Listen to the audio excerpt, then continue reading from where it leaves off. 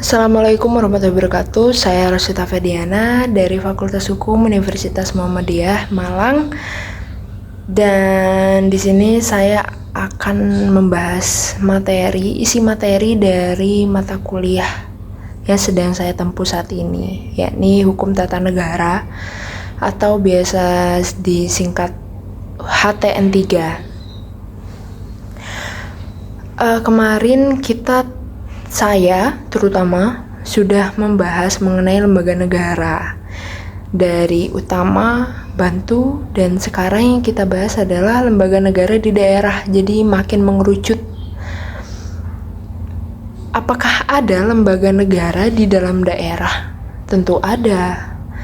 Dan lembaga di daerah ini adalah institusi pemerintahan yang menyelenggarakan urusan pemerintahan di tingkat provinsi, kabupaten, dan kota berdasarkan prinsip otonomi daerah atau masing-masing daerah dalam sistem negara kesatuan Republik Indonesia. Jadi kalau kita bisa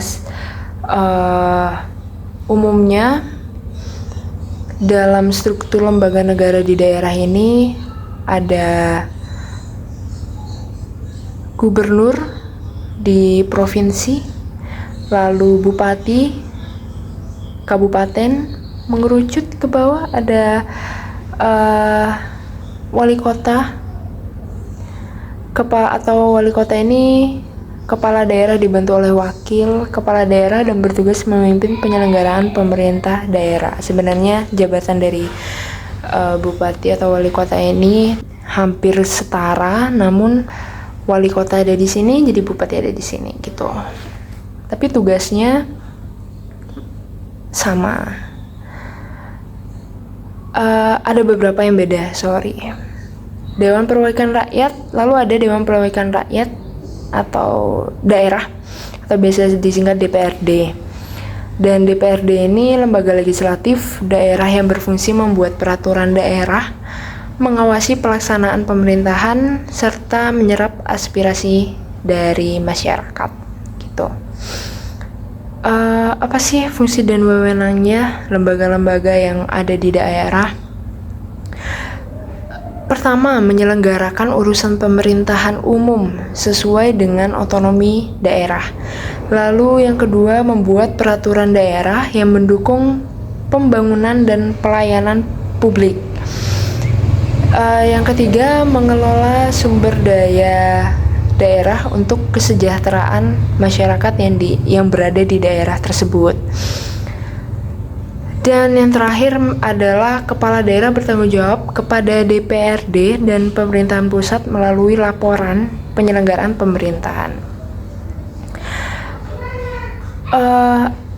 Ada perangkat daerah yang bisa kita bahas sedikit, yakni dukungan penyelenggaraan pemerintahan daerah dilakukan oleh perangkat daerah seperti sekretariat daerah, dinas biasa yang ada di daerah-daerah, ada lembaga teknis daerah yang bertugas melaksanakan kebijakan dan pelayanan publik.